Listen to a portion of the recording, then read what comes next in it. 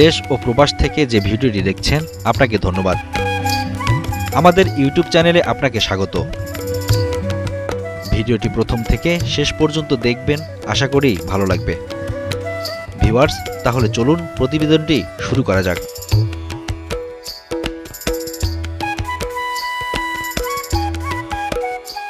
সাম্প্রতিক বছরে সরিষা উৎপাদনের পাশাপাশি সরিষা ফুল ফোটার সময় জমিতে মৌ বক্স স্থাপন করে বাণিজ্যিকভাবে মধু উৎপাদন ব্যাপকভাবে সম্প্রসারিত হয়েছে। নানা পেশার মানুষ যুক্ত হয়েছেন মৌমাছি পালন ও বাণিজ্যিক মধু উৎপাদনে।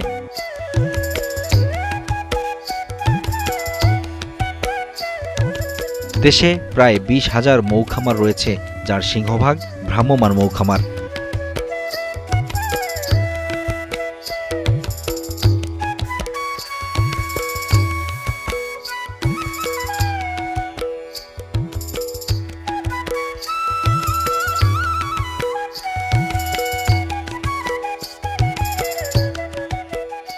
যারা মৌসুম অনুযায়ী সরিষা, কালিজিরা, তিল, লিচু ইত্যাদি ফসলের মাঠে মৌখামার স্থাপন করে বাণিজ্যিকভাবে মধু উৎপাদন করেন।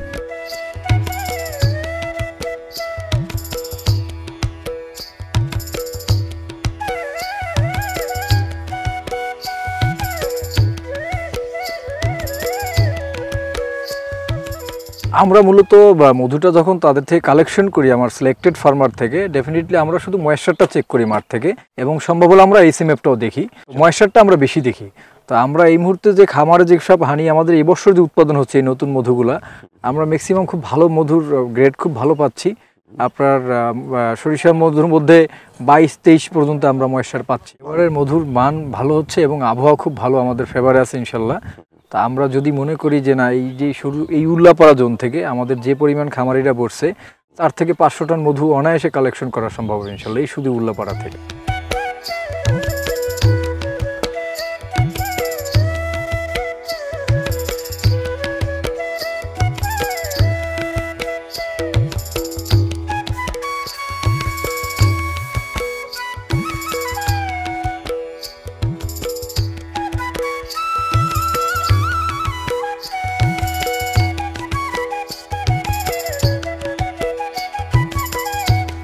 এবং ইতিমধ্যে আমাদের 230টি মৌ বক্স স্থাপন করা হয়েছে, যা থেকে আমরা মধু উৎপাদনের লক্ষ্যমাত্রা ধরছি প্রায় 2 থেকে 2.5 টন মধু উৎপাদন হবে এই বছর।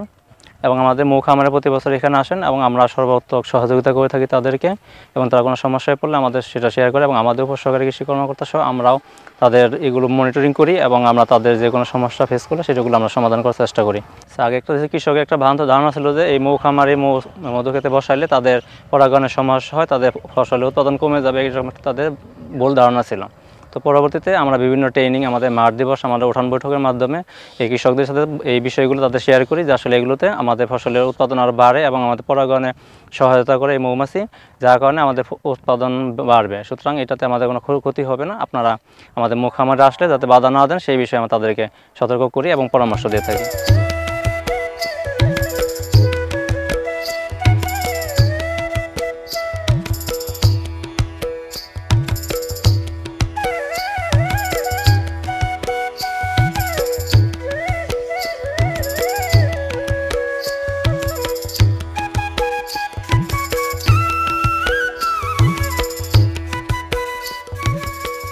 2016 সালে কৃষি মন্ত্রণালয়ের মাধ্যমে প্রথম জাতীয় মৌ মেলা শুরু হয়। এটা যখন জাতীয় মৌ মেলা শুরু হলো তখন থেকেই যে উপজেলা পর্যায়ে সহকারী মাঠের কৃষি অফিসার যারা আছেন তাদেরকে ট্রেনিং দেওয়া হয়েছে, কৃষি কর্মকর্তাদের ট্রেনিং দেওয়া হয়েছে সরকারিভাবে। তা সরকার তাদেরকে ট্রেনিং দিয়েছে বলেই কিন্তু আজকে তারা কৃষকদের পাশে যে একবারে মাঠ দিবস করে আনুষ্ঠানিকভাবে তাদেরকে প্রশিক্ষণ দিয়ে বোঝাচ্ছে যে না, মৌমাছি ফুলের কোনো ক্ষতি করে না, উপরন্তু পরাগণের মাধ্যমে ফসল বেশি। তাহলে একটা হচ্ছে সরকার যে বাজেটটা করে, যে তেল বীজের জন্য তারা যে সাবসিডি দেয়, আমরা এবছর জোর দাবি করেছি যেহেতু মৌচাষীদের বর্ষাকালীন সময়ে তাদের ফিডিংয়ে ব্যাপক একটা আর্থিকভাবে অসচ্ছলতার কারণে মৌমাছি ব্যাপকভাবে ক্ষতিগ্রস্ত হয়েছে। আপনারা জানেন গত বছরের তুলনায় এবার 4 থেকে 500 মৌচাষী বাড়ছে। এখানে একটা কলোনি থেকে মধুটা সংগ্রহ করে, মৌমাছি মধু সংগ্রহ করে, মৌচাষীরা সংগ্রহ করতে পারে না। সেই মৌমাছি যদি বাক্সে ম্যাক্সিমাম মৌমাছি না থাকে তাহলে মধুর উৎপাদন কমে যাবে, আর মধুর উৎপাদন কমে যাওয়া মানে মধুর উৎপাদন খরচ বেড়ে যাবে, তখন ভোক্তা পর্যায়ে দাম বেড়ে যাবে। এখন হলো দ্রব্যমূল্যের ঊর্ধ্বগতি, সেই সাথে যদি মধুর দামও এইভাবে বৃদ্ধি পায় তাহলে মানুষ মধুর থেকে আবার মুখ ফিরিয়ে নেবে। একটা সময় মধুর দাম ছিল গুড়ের থেকে কম, মানুষ মধু এইভাবে আকৃষ্ট হয়েছে, মধু খেয়েছে, কিন্তু এখন মধুর দাম হাই হয়ে গেছে।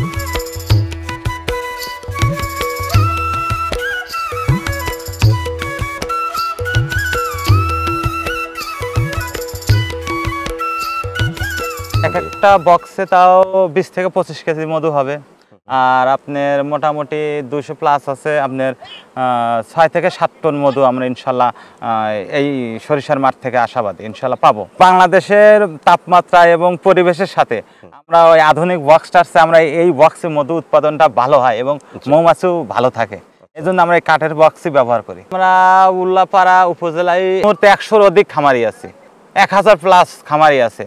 বিশেষ করে সিরাজগঞ্জ ডিস্ট্রিক্ট এবং সরিষার সময় মানিকগঞ্জ আর হলো টাঙ্গাইলে, এই 3টা ডিস্ট্রিক্টে বেশি।